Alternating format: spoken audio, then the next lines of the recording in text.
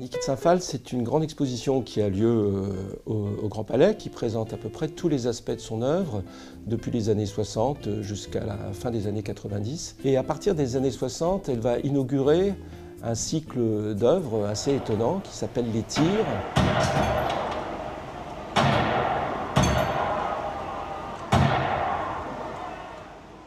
Qu'est-ce que c'est que les tirs? Les tirs, elle prend une plaque de bois sur laquelle elle pose du plâtre et sous les couches de plâtre, elle dispose des petits sacs de couleurs, de peinture de couleurs.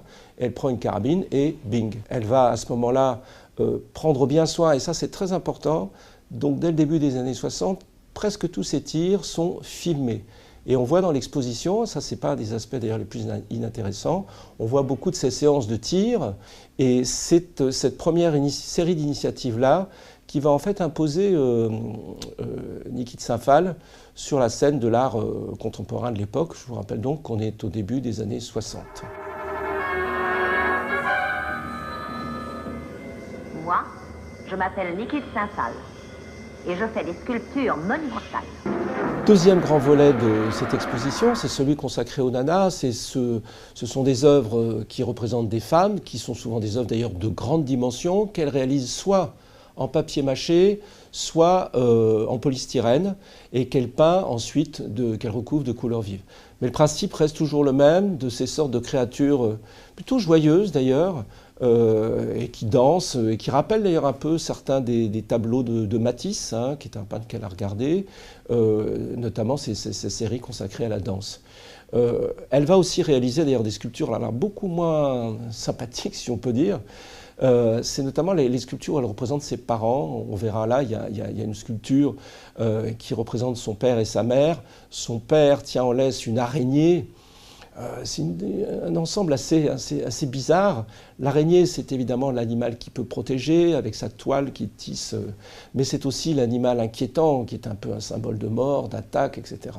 Et là, en fait, on pourrait dire qu'elle ne rate pas ses parents. On sait qu'elle va l'écrire d'ailleurs plus tard dans un livre dans les années 90, qu'elle a été victime d'un inceste par son père à l'âge de 11 ans. Et elle a toujours eu aussi une image très singulière, elle a beaucoup reproché notamment à sa mère d'être trop passive, enfin d'être un peu trop la femme au foyer. Elle n'explique pas ce terme-là, elle ne dit pas ce terme-là, mais ça revient un peu à ça.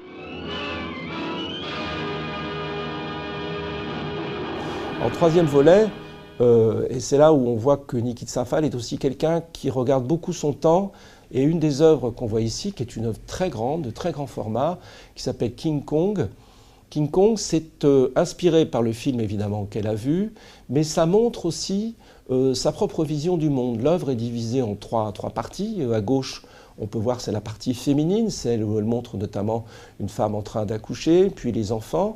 Il y a la partie centrale, qui est la partie masculine, où elle montre les dirigeants du monde, qui sont un peu les hommes qui incarnent le côté mâle de la société, si on peut dire.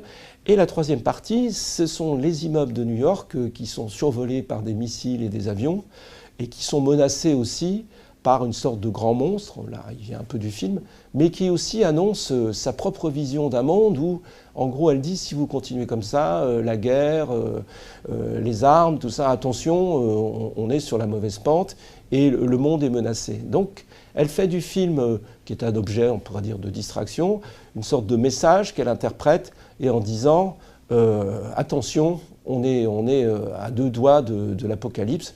Mon Dieu, on n'y est toujours pas, mais enfin, en même temps, on pourrait dire qu'on est toujours à 2 doigts de l'apocalypse. En ça, Niki de Saint-Phal, je crois, en fait, son œuvre reste aujourd'hui, en tout cas, extrêmement pertinente et à la fois extrêmement vivante.